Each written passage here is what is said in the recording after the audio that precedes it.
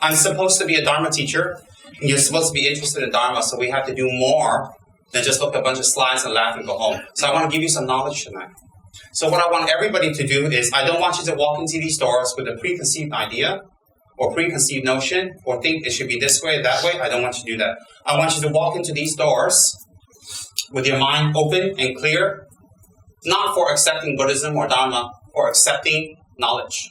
All right? So I wrote this up this afternoon furiously because I had to go and have a dinner appointment with someone who was late. But I won't mention who, but I'll give you a hint. He's from Singapore.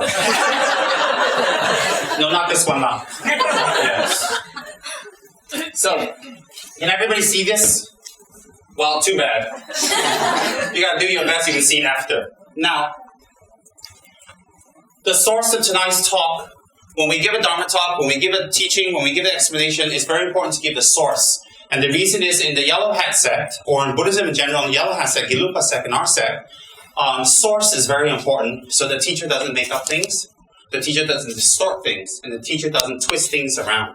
You see, in Buddhism, in Yellow Hat sect, it's very, very important that we quote a source. In the Yellow Hat sect, they don't like people having visions, or seeing things, or hearing voices, and then they write it down, they teach you. Not that there are not people who can do that. It's just that we don't know who can and who cannot.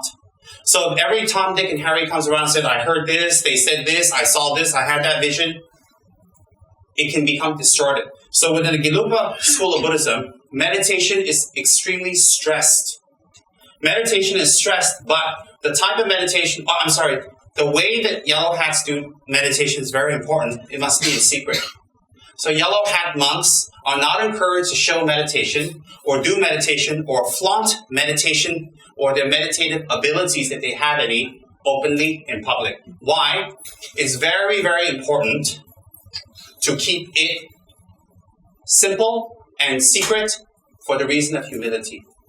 So Yellow Hat monks are very much encouraged to be humble about their knowledge, about their attainments, about their perception, about what they have realized. So in the Yellow Hat teachings, everything must stem back to Lord Buddha, directly or indirectly. No teaching may not have a source that does not extend back to Lord Buddha or one of his great students. Without that type of lineage, the teachings are not allowed to be spoken about. So therefore, I want to stress within the Gelugpa set of teachings, it's very important to have source, gyuba. It's very important to quote the source, and it's very important to explain the source before, during, or after a Dharma talk. Otherwise, this is not permissible. So tonight, the Dharma teachings that I want to share with you, the source comes from the Perfection of Wisdom Sutras. And the Perfection of Wisdom Sutras was taught by Lord Buddha during the second turning of the Dharma of Varanasi, in which Buddha's true intent, true view, or the final nature of phenomenon, emptiness of inherent existence, or emptiness of the mind, was taught. So within the ancient schools of Buddhism, there was 4 main schools of Buddhism. One was Vaibhashika, Sautrantika, Chittamatrin, and Madhyamika Prasangika. The upper 2 are Hinaya-based. The lower 2 is Mahayana-based. All 4 schools of Buddhism are valid and come from the Buddha directly. Why the difference? Because the 4, Sautrantika, Vaibhashika, and Chittamatrin, and Madhyamika Prasangika, 4 schools, talk about different angles in which we view or see the empty nature of the mind. Why is that? Many teachings that are very advanced, you cannot simply teach and explain to people because people in the audience who are not prepared would not understand, would not know. So therefore, some concepts are so high, when they listen to it, it blows their mind, it frightens their reality, it scares them, and instead of having a positive effect, it has the effect of frightening them from not studying more. So therefore, the 4 schools of Buddhism are gradual thoughts of Lord Buddha, in which he said, okay, right now, on planet Earth, there are 5 continents. Okay, I'm sorry. To the villager, he'll say, on planet Earth, there's 1 continent, and you're in it, that's it. But he's not lying. So the second group, he'll say, oh, no, there are more than 1 continent. The third group, he'll say, well, we are not on the only continent, and there are 7 more, I think. Then to the last group, he'll say, definitely there are 7 continents. The geographic locations are like this. The size are like this. The inhabitants are like this. He gives a complete picture. Why? Because maybe for the first group, if you say, oh, there are 7 continents, it blows their mind. They don't even know. They're not educated. They can't read. They've never been out of their villages. It's very hard for them to perceive. It's too big. It scares them. So the 4 schools of Buddhism, which is Vaibhashika, Sautrantika, Chittamatra, Madhyamika, Prasankika, these 4 schools are different stages in understanding the mind teachings of emptiness. But the final view of Buddha, the final view of the emptiness of the mind is taught in the Madhyamika, Prasankika school of Buddhism. These are all Indian-based, from India, none of them is Tibetan. So the Tibetan monasteries now, such as Ganden, Sera, Drepung, Drashi Lombo, they all study texts in Tibetan based on these 4 schools of Buddhism. Based on all 4. In fact, the mind school, the mind teachings of Buddhism are more in Sautrantika. But the final view is Madhyamika, Prasankika. So therefore, the origin of the teachings I'm going to give you tonight, that I'm going to explain to you in short, is based on the 4 schools of Tibetan, of Buddhism, according to the 4 gradual views of Buddha, and then the final view of Madhyamika, Prasankika, and extracted wisdom of the Perfection Sutras given by Buddha on the 2nd turning of the Dharma. Alright, that's the lineage and that's the source, just to be clear. Now, the 10 non-virtuous actions that we can do that will bring detrimental results for ourselves and those people around us are 10 principal non-virtuous actions along with combinations of them, all right, would be body. There would be 3, killing, stealing, sexual misconduct. Any of those 3 that we engage in with our body will definitely create havoc, unhappiness, a loss of respect, and also Great Depression. Then the 4 of the speech is non-virtuous lying. Non-virtuous lying. There is a type of lying that is lying, but it's not non-virtuous. Non-virtuous lying. Example, the deer went left, you told the hunter the deer went right. So that's not lying. So non-virtuous lying, divisive talk. Talk that splits people. Hurtful, malicious talk. Malicious, hurtful talk that damages people's minds and hurts them. And idle talk. Talk that you just talk and talk and talk. You call up people for the sake of talking and talking and talking, just non-stop. Very detrimental. Then on top of that, the mind has 3 negative actions that we should do our best to avoid. Those are covetousness, malice, and wrong view. So these are the 10 principal actions that we must avoid as spiritual aspirants, even as ethical human beings. Just as ethical human beings, we should avoid it. Then along with that, the direct antidote of this is, direct antidote in a nutshell, just a nutshell, is consideration for others. When we have consideration for others, we will find it easier to stop all this.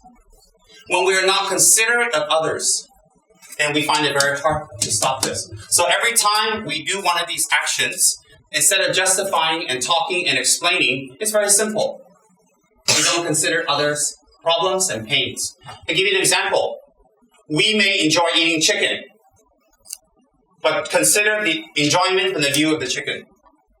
I don't think the chicken would enjoy you slaughtering it, plucking it, cooking it, and eating it. So from the view of the chicken, this action is not very enjoyable. Very simple, simplistic example. Then, alternative to this is consideration of others, which is in the teachings by Shantideva in detail. Developing a bodhicitta and loving compassion. So consideration of others, holding vows that would contra this. Holding vows that would make us contra this or not do this. On top of that, the 35 confessionals, doing 35 confessional practices, doing reading of spiritual dharma, doing contemplation of what we have read, making offerings of body, speech, and mind, outer, inner, and secret offerings, sponsoring of Dharma forms, Dharma statue, Dharma temple, Dharma writing, Dharma books, Dharma thought, Dharma institutions, and anything that is having to do with destroying the negative mind. Then, regret, remedial action. If we engage in these over time, you will see all this will become easier and easier and easier. Don't you always hear people say, it's very hard to hold my vows, it's very hard to change, it's very hard to transform? Yes, it is hard. It is very hard. But if you let the results come, it'll be more difficult. I'll explain a little later on. So, number 3, existence. We exist. Can everybody hear me? Okay. We exist dependent on the 5 aggregates. How? A person is imputed in dependence upon any of the 5 aggregates. That's a very big word. I want you to listen carefully. We exist in imputed dependence. Imputation is the English word for something that doesn't necessarily exist, yet is perceived as existing in that way. All right? For example, if you see some person who's very rude to you, you immediately think, oh, that person hates me. That person gave me a bad face or a black face and I don't like this person. But actually, maybe this person had a car accident. Maybe someone died in their family. Maybe they lost their job. Maybe they're very sick. Maybe that day they got some bad news. So they being in a bad mood and having a black face and we see them and we think it's against us is an imputation. It is perceiving something that doesn't exist. So it's empty of its existence. Empty. All right? Now, example. When we take birth in a womb, the I is imputed on the basis of the self or the I on the body of that life. The assembly of the mind and body begins on the basis of imputation. Even in life, we pass through many imputed identities. As a child, adolescent, employee, husband, wife, senior citizen, solicitor, robber, liar, etc., etc., etc. When we die, we take a new body, and that new body becomes the basis of the imputation of self or I, such as an animal or a god. Since we have taken countless rebirths, we have countless identities. However, if we search for a truly existent person within those identities, in this life of identity changes, or a real person of all our previous lives' rebirths, we can't find that because whatever rebirth has been only imputed in that life, and it is gone. All right? Whatever identity as a child is now gone as we are an adult. If you have the imputation that I'm a child, I'm vulnerable, I've been hurt, I was molested, I was hurt, I was beaten, I was robbed, I didn't have a good parent, and my parents abandoned me, I was abused. That happened before. That happened before, but why now as an adult you're still experiencing what happened before? Because you're not that person anymore. I'll go a little more. So therefore, whatever identity that we are now, example, that was as a child, now is gone as we are an adult. Acceptance and realization of that form of knowledge and, what did I write here?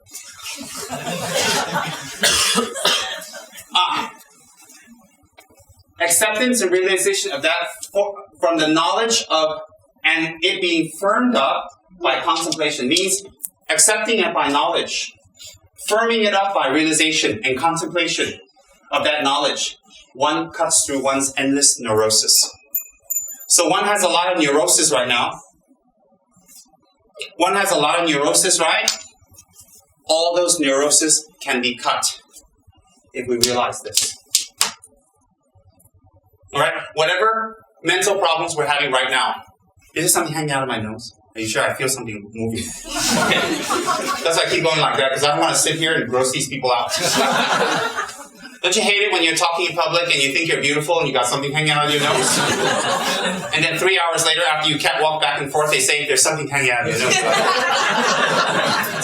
And next thing you know, they put that on the YouTube. And then people write in and they say there was something in Rinpoche's nose. You sure, huh? Okay. Now, acceptance and realization of this from knowledge. This is knowledge. and firming it up by contemplation. I don't like to say meditation. When I say meditation, everybody's scared. Contemplation cuts through many of your neuroses. What's a neurosis? I'm a failure. I'm a bad person. I have to lie. I have to steal. I have to trick people. I have to break my promises. I have to have my afternoon tea. All these kind of things are neuroses that is built up on an imputed identity. I will go more. It is built up on an imputed identity, and we hold on to this imputed identity or imputational identity, and we live our life from this imputation, and that's how we suffer. Now, I'll go further. When we cut through this, when we realize this through contemplation, we cut through our neurosis. When we cut through our neurosis, we gain realization. That's realization. Realization of the emptiness of the I or person, mistaken view, cause of the neurosis.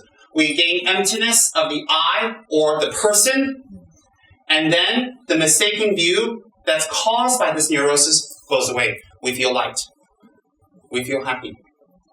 And we stop harming others. And you know what happens? Then people say, hey, you've been in Dharma for a while, you've changed. You're different.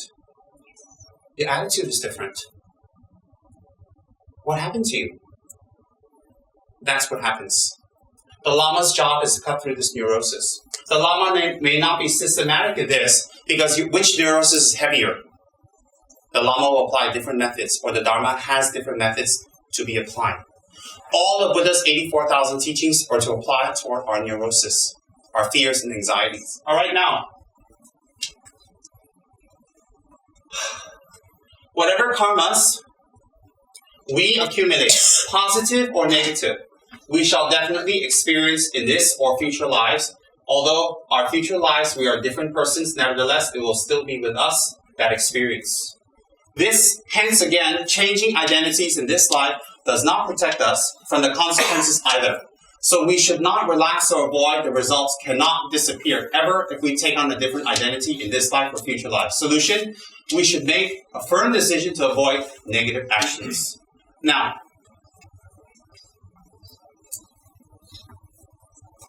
changing our jobs, if we meditate and familiarize with emptiness of self,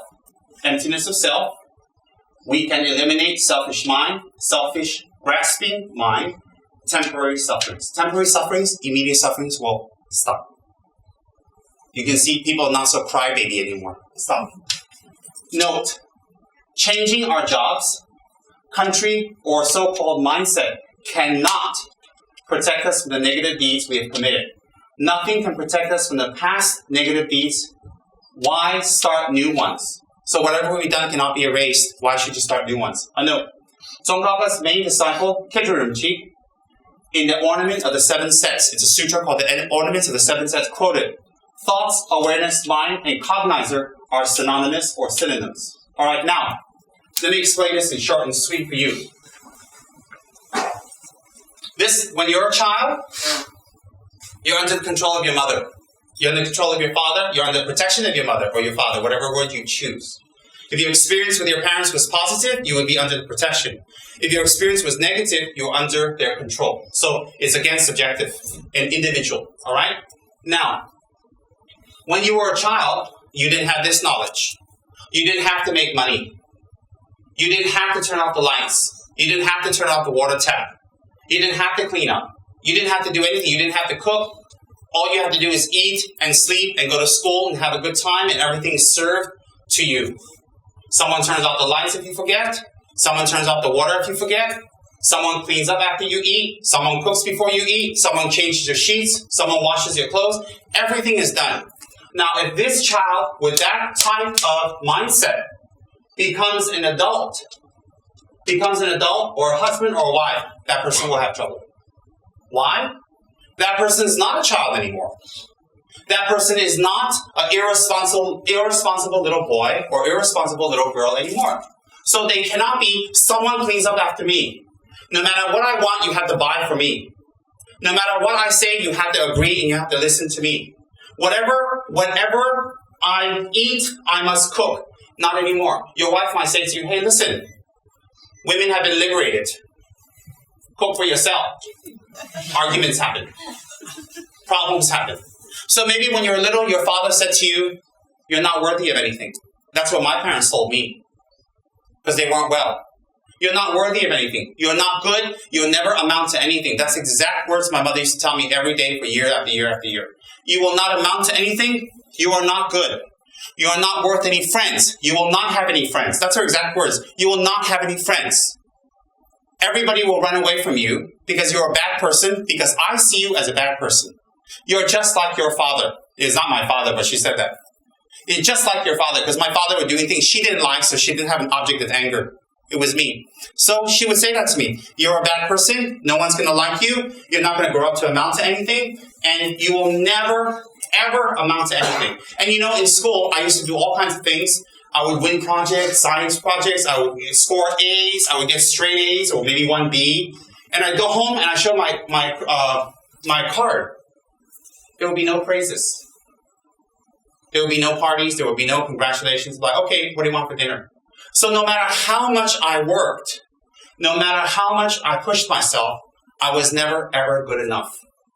So as an adolescent, when I grew up, I had kind of a low self-esteem for many years. I didn't like myself. I didn't like the way I looked. I didn't like the way I sound, the way I talk. And when I was in public, I didn't want to talk. I didn't want to explain. I didn't want to open up. Why? Because I didn't feel I was good enough. I believed that. But you see, now, as I'm a senior citizen now. Now, as a senior citizen, I'm starting to believe that what I believed in as an adolescent and child is not true. That I'm not a bad person. That I can be useful to others. And I want to be useful to others. And that I will have friends. And that people will see who I am. And I started to believe that now with the help of Dharma. And the reason is because what I was imputed. And it's over, it's gone. And if I keep living my life now as it was then I can't live my life now. And I'll keep believing it then. So the Buddhist teaching of saying that your imputed identity, listen carefully, is empty of existence, doesn't mean you are empty or you don't exist. The emptiness of your existence means what you falsely believe to be you is empty. So when my mother told me I'm not worth anything, that I won't amount to anything, and whatever I did, it will never match up to her expectation, it was not true. Because with the deepest respect to my stepmother, I met a lot more people who said that I'm the opposite of what she said I am. And I realized that she didn't tell me the truth. And I realized that it's because not because she was evil or bad, she didn't know any better. So I forgave her. 20 years ago, I forgave her. My point is, if we hold on to everything as permanent, we hold on to everything as solid, we hold on to everything as it was, and we live today as it was, you are going against the fundamental teachings of Lord Buddha. Fundamental. So if you are lazy and you remain lazy, you are going against the fundamental teachings of Buddha. If you are still feeling sorry for yourself, and you don't want to take responsibility for yourself, and you want other people to take responsibility for you, or you're not changing your attitude, or you're not becoming a better person because of your previous experiences when you were growing up, and you use that as an excuse to continue the way you are, then you're going against the fundamental teachings of Buddha. Why is that? Because Buddha said, your imputed existence or identity as these people are false. It doesn't mean you're false. It doesn't mean you were not a child, you were not an adult, you were not an employee, you were not a husband, you're not a wife, etc. It doesn't mean that. It means the experiences you had doesn't apply now, hence it's false. And you are not stuck that way. Let's say that you were in a marriage and your husband was a monster, or your wife was a demon, your wife was a she-demon, and your husband was a he-demon. And you got rid of the he-she demon, and now you're walking around with your new husband and wife, and now you've become the demon. And the reason you say that is because that's the way I was treated in my previous marriage. That's the way I was put down. That's the way I was treated then.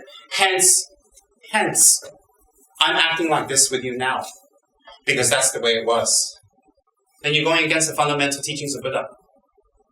Why? Because if that's the way it was, it's gone. It doesn't exist anymore.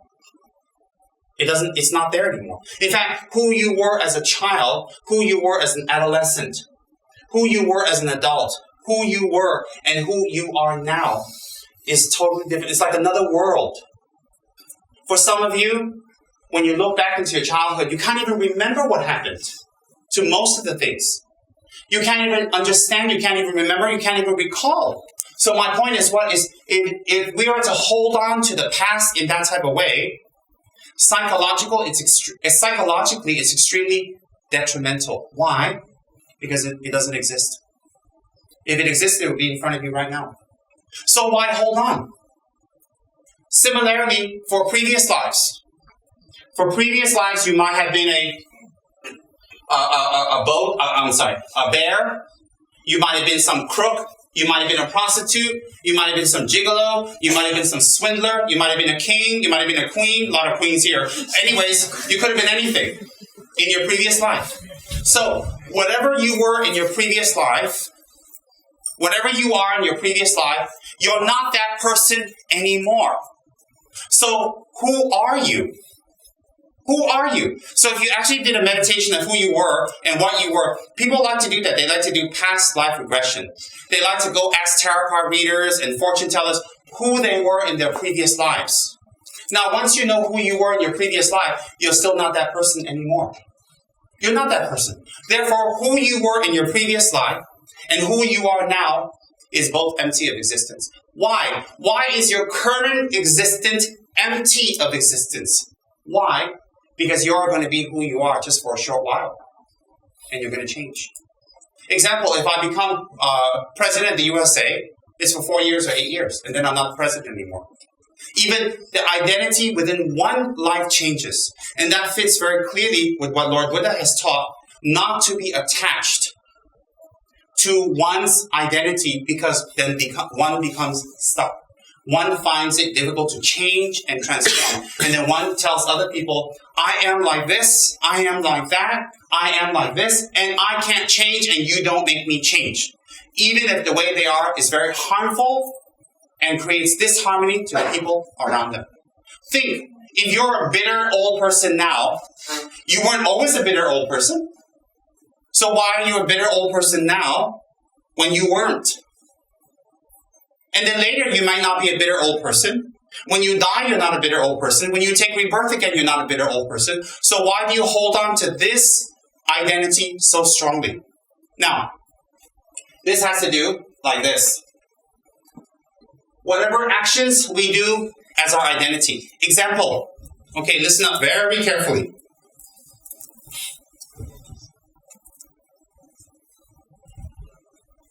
I've been hurt. When I was growing up, I was hurt. And I was told I'm not a good person. Or when I was growing up, my mother and father slaved for me. So when I grow up, I'm a spoiled monster. And I still think I'm 15 years old and I want my mother and father to give me everything, although I'm 45 years old or 30 years old already. I'm just a big mama's girl, mama's boy. So when we have that type of attitude that, oh, mama will still take care of me, mama will still pay for me, mama will cover for me, mama will take care of my mistakes for me, consequently, we will never be happy. And let me tell you why. Because when you get your girlfriend say, I'm not your mama. I'm not your mama. And then when you get rid of your girlfriend, you get another girlfriend, I'm not your mama. And then you say, wait a minute, why doesn't anybody treat me like my mama? Because you're not 15 anymore, kiddo. You're not 5 years old. That's why. Because you're hairy and big and smelly already. You're a big boy. And if you're a big boy, you still have this attitude that mama should take care of me. You are stuck on this identity. When you're stuck on this identity that I should still be taken care of because that's the way it was, then you're going to suffer. Because why? You're going to scare everybody away. You're going to make everybody go away. You're going to make people not respect you and not like you and not want to go around you and not want to hang around you and not want to be your friend because you expect from them what your mama gave to you and you're not going to get it. And consequently, conflicts might arise. So when people don't like you, they don't respect you, they don't listen to you, or you don't know how to do business, or you keep losing, or you keep failing, or you keep asking more for mama, and you don't want people to know, and you say, but it's not your fault. It is your fault. Why is it your fault? Because you're still holding on to the way it was. You're not looking at the way it is. So, you have to think. So if you change this mode of thinking, that I'm not that adolescent anymore, that mama has to take care of me. I'm not that adolescent anymore. And no one has to take care of me anymore. And I have to take care of myself, even if my mama's around. If you start changing that mindset, people will like you.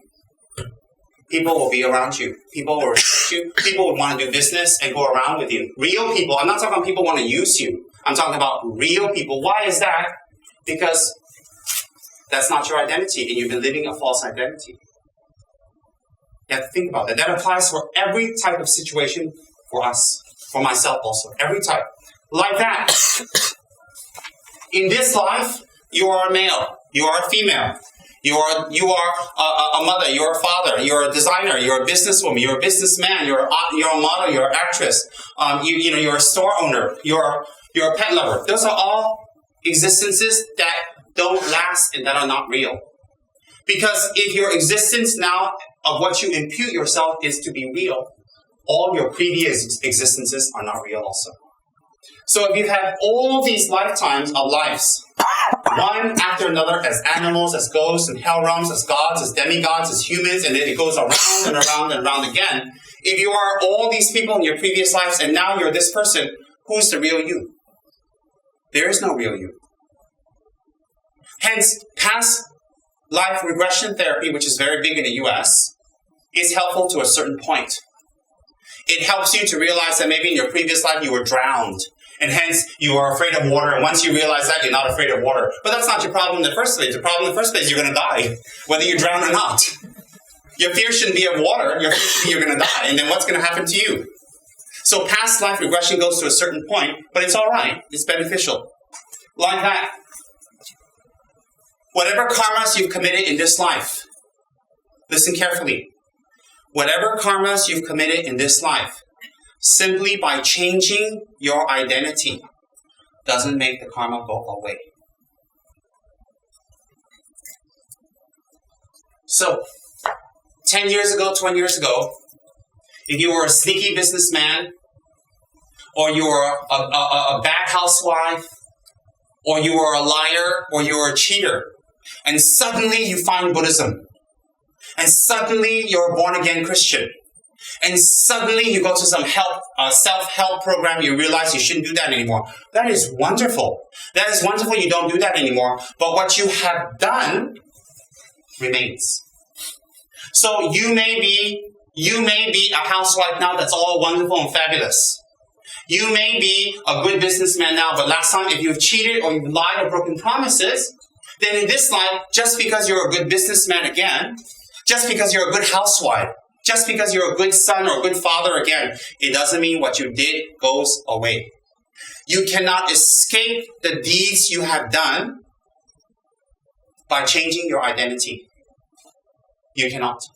So whatever lives you're living now, if the lives you're living now are based on falsity, or harm, or damage, or hurting others, or lying and cheating, and you're living your life now all goody-goody, don't tell people, why don't you respect me, or like me, or trust me, or why doesn't my situation change, why doesn't my fortune go up, why doesn't the gods help me, why doesn't the Dharma Protector help me, why doesn't anybody help me? Because just because you've changed your identity doesn't mean what you've done has gone away. Similarly, you may be a goody-goody in this life. You're a good man, you're a good son, you're a good husband, you become a good businessman, and you're all goody-goody. When something bad happens to you, you say, oh, why did that happen to me? Why? I'm a good person. Well, very simple. And that's where the philosophy of previous lives and cause and effect comes in very beautifully. And it answers all your questions. That even though you've changed lives, you still cannot escape from the karma you have collected in previous lives in a different form. So changing lives doesn't offer you protection of negative karma you collected. Changing identities doesn't offer you protection from the negative karma you have accumulated. Let's say when you were a kid, when you were in your adolescence, you were a hoodlum. You burned cars, you robbed, you raped, you stole, you held people up, and you hurt and you beat up people. You were the most horrible gangster on the planet. And then suddenly, you wear a tie, you wear a shirt, you go to work, and you're a respectable yuppie. You work in an office. But you know, that identity has changed. That's wonderful, because you don't do further negative karma. But what you have done before is still there in your mind stream. So therefore, by not thinking about what we have done in previous lives or this life, what we have done doesn't go away. Broken commitments, lies, cheating, stealing, all these things that harm other people, it does not go away. Why doesn't it go away? How can changing one's identity make a deed go away? And that's where not holding on to identity comes in very strong. If you say, you know what?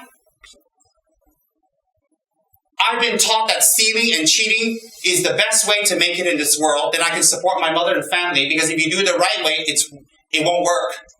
So it doesn't matter if I break the law. It doesn't matter if I'm a cheater and I'm a liar. It doesn't matter at all. Why doesn't it matter? It doesn't matter because the purpose is good. The reason is good, to help my mother.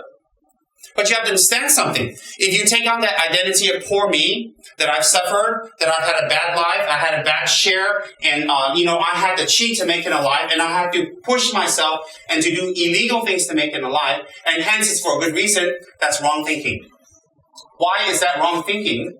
Because once you get your money, and then you go and help your mother, you buy her a house, you serve her, you take her on trips to China or whatever, that's wonderful. But when you change your identity from a cheater to a filial son, the identity has changed, but the karma is still there. So hence, what's the point? The point is very, very, very nice. How many times you change your identity cannot change the deeds that you have committed that have harmed others. It will definitely come back. If you don't believe in the law of cause and effect, that might be all right, but you have to explore inequality, injustice, and also things that are just not fair. What else can explain that more better than inequality in life, in all stratas, in all spheres? You think about that. Now, hence again, changing identities in this life does not protect us. We should not think, oh, last time I was a monster, and I was really, really not a nice person, and I was really bitchy, and I was sneaky, and I didn't keep my promises, and now I'm a real good person, and now I'm fabulous. That's great, but you have to understand something. Don't take refuge in your current identity to escape the deeds of your previous identity. That karma will come back. And if you don't face it, that's fine, but it will come back. Because the law of cause and effect doesn't depend on you facing the truth. The law of cause and effect, the law of karma, and things come around, go around, comes around again, doesn't depend on you realizing, doesn't depend on you accepting, doesn't depend on you to come out with it. Hi, I'm an alcoholic, forgive me. No, it doesn't depend on that. It doesn't depend on anything except for you to trigger that karma off, and then you'll get it. All you have to do is trigger that karma off. Then you will get it. Hence, solution for now, short term, immediate.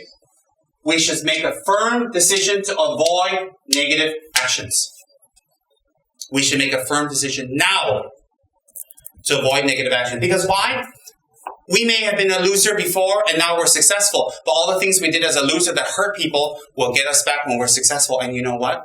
Even if we're successful, how long would that last? And that's very scary. So no matter how much you say to your friends, you're all right, you're good, you justify, you cover, your friends may believe you because they don't have clairvoyance and they're not Buddhas, but your karma won't believe you. Your karma is unbiased. It will come back. Now, if we met definition of the mind is clarity and cognizes. The mind is something that has clarity and that can perceive. Cognize. Cognize is to perceive or to see or to hear or to taste or touch. You know, if I go up to Adeline and slap her, she can feel it, right? Yes, that's cognition.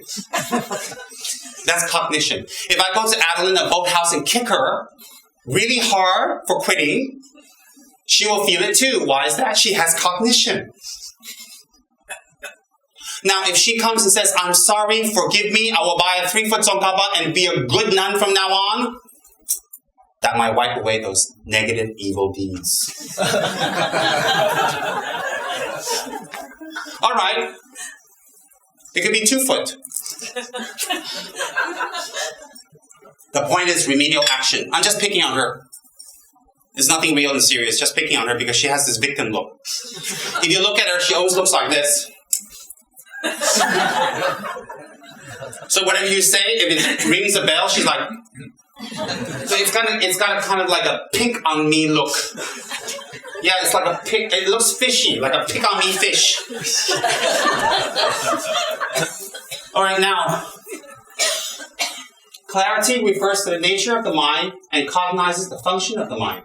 Mind is clarity because it lacks form and because it possesses the actual power to perceive objects. Mind cognizes because it functions to know and perceive. Although mind lacks form, it is related to form. Now, clarity refers to the nature of the mind and cognizing to the function of the mind. So the mind has clarity because it lacks form and because it possesses the actual power to perceive objects. So the clarity of the mind is that it can change. It's tasteless and formless and mindless. Colorless, shapeless. Mind is not your brain. If it's your brain, then you can put a needle inside, extract some brain cells, and put it into someone else, and it'll be just like you. If that's the case, heck, I say Dalai Lama can have some brain cells. So if they take some brain cells from His Holiness, inject it into me, voila, I'm holy. Would that be wonderful? But that doesn't happen because the mind doesn't exist in the actual material called the brain. Now, mind is clarity because it lacks form. Why does that help us? Because that means we can change our identity and we can realize that our mind is not with identity or identityless, formless or empty. If our mind is empty and we realize that, you know what happens? All our neuroses go away. Our self-hatred goes away. Our lying goes away. Our cheating goes away. All of our negative actions that can harm ourselves and others go away completely. Why? Because the mind is empty of this fake identity. The mind is empty doesn't mean you sit there and do a meditation and there's nothing. You don't visualize anything. Nothing happens. When you just sit there and visualize, nothing happens. Nothing happens because you're visualizing nothing happening. Nothing happens. So there's some meditation that people actually sit there for hours upon hours and they just focus out and there's nothing. I'm not criticizing, nothing happens. Or some meditations, they just visualize they're in a green field or in a flower place or they're in a chocolate factory. All you get is a green field or a chocolate factory. You don't become enlightened. That's a temporary measure to calm down your mind, but it's not an ultimate method to control your mind. So these new age type of meditations are beneficial for short term, but they're not beneficial for long term. Why is that? Because when you meditate, you're in a green field to calm your mind down, or you meditate yourself in some light, or you meditate yourself in a disco, or you meditate yourself with your previous wife, or you meditate yourself in the mountains or with the birds. That's wonderful for now, and you calm down for now, but that's it. It doesn't erase or take away anything, and it's not permanent. All right? So, all non-virtuous actions have 3 kinds of effect. When we do negative actions, Any of these 10, okay? Any of these 10, or a combination. Okay, if we do any of these negative actions, of body 3, speech 4, and mind 3, or any combination, we have 3 types of karmas that come into play. One, according to Lord Buddha, when we do any of those negative actions, we have ripened effects. We have effects similar to the cause. Then we have a karma that is environmentally similar. Okay, environmental karma. Hence, ripened effect karma, that means if you do a negative action, the immediate ripened effect that's very serious is one can go to one of the 3 lower realms, such as hell. For medium severity, spirits. And the less medium severity, reincarnate as an animal. Then, similar cause. So what happens when we do negative karma? The second effect that comes is similar to the cause. That means the effect is similar to the cause. What does that mean?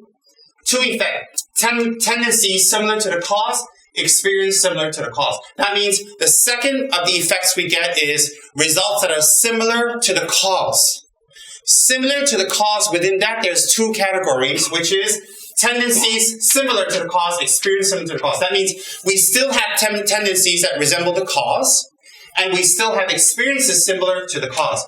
These 2 effects are further repercussions of a non-virtuous action that are experienced after the ripened effects has finished, and we have taken another rebirth in any of the 6 realms. Explanation. Tendency similar to the cause is a strong compulsion to repeat similar negative actions, difficult to avoid, example, killing, sexual misconduct, etc. Example, if in our previous lives or in this life we have committed a lot of sexual misconduct, meaning using sex to trick people, using sex to fulfill our needs and we don't care about others, sleeping with other people's partner, forcing sex on other people, those sexual actions, sex is not negative, those sexual actions will come back to us. It's similar to its cause, which means we cannot stop our sexual compulsion. We cannot stop. It will increase more and more. And when we become haggard and ugly and fade, we can't really do it anymore. Who's seen a grandma walking down the street going, no, right? I mean, for the last 20, 30 years, if you're some hot dish and you're walking down the street, everybody looks at you and everybody runs. Well, and you keep doing that and you use that as a negative way of attracting people and hurting them, well, when you're 40 or 50, when you're all faded, can you imagine you are they're going to say, this is one sick grandma. I mean, then you can't cut it off and you can't stop it. It keeps coming back. And when no one's attracted to you anymore, when no one likes you anymore, because you're faded, you will suffer. You will suffer. And you'll make people around you suffer. And you'll make people around you unhappy because that's all you focused on your whole life, was to attract by beauty. So if you spend your whole life attracting by beauty, when you fade, you can't attract by beauty unless they're blind. Then you're going to suffer and you make people, then you become frustrated, you become angry, you become bitter. And you still want it, but you don't have what it takes to get it. And how do you feel? So that's one effect that resembles the cause. The second effect is experiencing similar to the cause. Experiencing similar to the cause is like this. If you kill, you will be born, or you will experience short life. A life full of sickness, or be deformed, or handicapped, your physical body.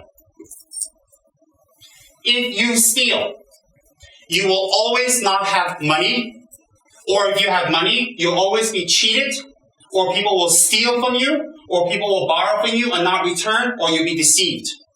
Or even if you keep the money, you can't spend it. You know, very miserly people, they're very calculative with their money. They actually suffer quite a lot. Yes, they have a lot of money, but they can't spend it. So the way they live is the way they lived before they had money. Because when they didn't have money, they couldn't spend it. When they have money, they still can't spend it. So they have money, but they can't spend it. That comes from stealing in previous lives, deceiving people in previous lives, or being deceptive in your business. So you suffer that type of result that's similar to the cause. Then, sexual misconduct, the third of the body. Separation, you'll always be separated, you'll always be alone, you always can't get a partner, and the partners don't want to stay around you.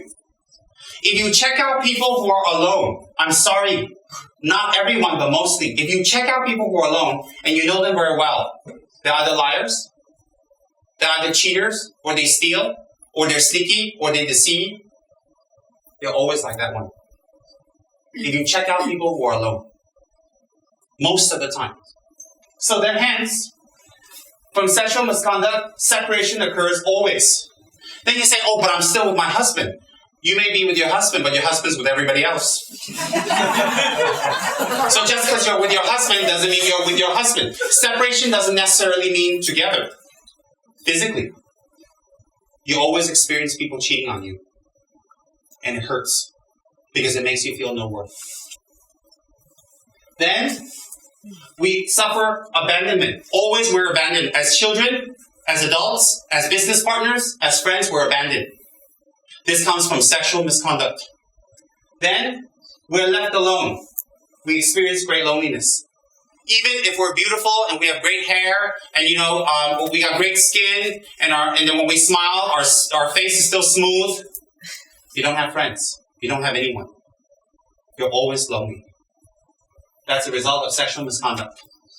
Then, some people are old and unattractive, yet have so many friends. And have so many people that like them and respect them. Why? From lying, it resembles the cause. When you lie, no one trusts what you say, according to Buddha. No one believes what you say, and no one will listen. Even suddenly you turn a new leaf, and you're telling nothing but the truth. But the karma of you lying for many years will still be there. People say, but your reputation is there. Say, but I'm not like that anymore. Yes, you're not like that anymore, but your karma's still there, what? So if your karma's still there, even when you talk the truth, people won't listen. And in fact, when you talk, when you use your speech to talk, it will in fact harm others, which will cause them to harm you. That will happen to you. Then, divisive speech. Divisive speech is speech you say to split people up, to create schism, to hurt people. You're jealous of someone, you say something about them, split them up. You say something about this, split them up. That's divisive speech. You may be very skillful in splitting people up, and you may be very smart, and you may get an immediate, temporary satisfaction. But the result will be disharmonious existence. Whatever you do, you'll have disharmony. You'll always have to fight, you always have to defend, you always have to justify, and you will never get people to respect you or to say you did a good job. Your existence will be continuously disharmonious. Again and again and again and again. This is what Buddha says. Then, if you have hurtful speech, speech that is intent to put people down, hurt them, or really just, oh, you're a snail, you're a stupid, you're idiotic, you're slow, you're dumb, you don't know this, you're not as smart as me, you're poor, you're nothing, you're below me, you are not my standard. Do you know who I am? Yeah, I do, bye. If you have that kind of speech, you may be rich and powerful, and you may be very influential, and you can do that. How long do you think that's going to last? Think about it. How long did it take you to get that ability? How long do you think you can enjoy that ability? So when you do that, unpleasant things will be said about you. Unpleasant things will be said about you always. And you know what's the ugly thing? Is when the karma ripens, also, you'll be neurotic. You will always think people said something although they didn't. You will hear something that they said that they didn't say. And haven't you met people like that? Why'd you say that about me? Oh, I didn't say that. Yes, you did. I don't like you. And they tell everyone what you said. They're like, but nobody said that. And they believe they said that. That's already becoming neurotic. Then, unpleasant things will be said about you, whether real or imagined. And about you always, people will be sarcastic, offensive, speak about you, and consequently you have to defend more and more. You have to exert, you have to make more money. You have to be more successful. You have to be more beautiful. You have to be more perfect. You have to be more wonderful. And you have to do more work and be more busy and more everything in order to cover the karma that comes back from this kind of hurtful speech, which is people say things about you all the time. And you can't get away from it. So hence, what's very important, according to Buddha, what's very, very important is remedy, stop, take a vow, take refuge. Stop. And when you stop, don't expect the results to be immediate. Because you've changed your identity. Now you're a good spiritual person, but the karma will follow. Now listen to me. Whatever I say about the cause or the experience is similar to the cause. The experience is similar to the cause. Whatever I say to all of you, this is not a finger-pointing session. This is not to point at you or to hurt you. My job is to teach you the Dharma. This is what Buddha said. So if you don't like what I'm explaining to you, please go and kick the Buddha statue. Still give me donations. Still help me. Still love me. Still build my TKL. Still promote me. Still fill up those ang paos thick, not with $1, $100. Please love me. This is not me. This is the Buddha. I just copied him. So if you don't like this and it hurts you, please go have a private sharing session with Buddha. Dear Buddha, I hate what you say. They'll just smile at you compassionately. So that's not for me, okay? I'm not targeting anybody. If it matches any of you, I'm sorry. I'm not here to hurt you. I'm here to give you the truth. So please listen to the truth, and that's all. And don't think, oh. And if it applies to you and it hurts you, it's a good sign. You know why? It means you have a conscience. It's a very good sign. And if you have a conscience, you can change. So remember, it's not Tsem Rinpoche telling you all this. So please love me and take care of me and respect me and give me lots of money. Lots of money. Yes, lots, because this is a little old and tacky. Hurtful speech. Next one's idle chatter. If you idle chatter means you just call anybody for yang chai and just talk about the weather, talk about your friends, talk about your work, talk about TV, talk about who cares. And just talk and talk, but that could be used to study Dharma or do compassionate work or to meditate or do something more positive. And you just idle chatter, then the result will be no one takes you seriously. No one will listen to you, no one will believe you. And you know what happens? The main result is the loss of self-respect and respect from others. No one looks at you or cares about you. So you have to do all kinds of things to get more attention. Maybe make your hair funny. Maybe dye your hair pink or something. You get attention. Maybe wear all white and stand there. I don't know.